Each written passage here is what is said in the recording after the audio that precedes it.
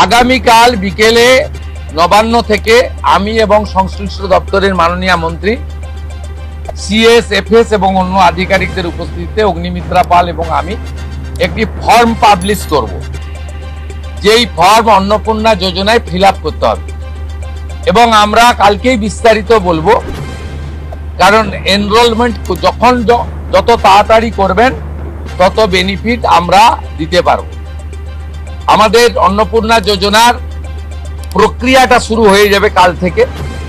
যেমন যেমন form fill up হবে তেমন তেমন ৩,০০০ টাকা ট্রান্সফারও শুরু হয়ে যাবে।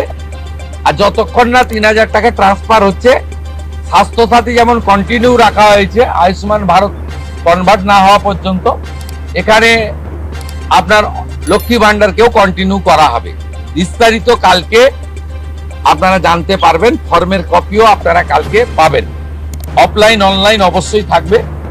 শুধু পাবলিকের উপরে ছেড়ে দেওয়া হবে না, বিধায়করা নিজ উদ্যোগে ফর্ম ফিল আপ করাবেন এবং সরকারও বিডিওদের নেতৃত্বে প্রত্যেক বাড়িতে বাড়িতে ফর্ম ফিল আপের জন্য সহযোগিতা করার জন্য লোক পাবেন। এবং মাথায় রাখতে হবে, ভারতীয়রাই কেবলমাত্র এই সুযোগ পাবেন, অভারতীয়রা এই সুযোগ পাবেন না।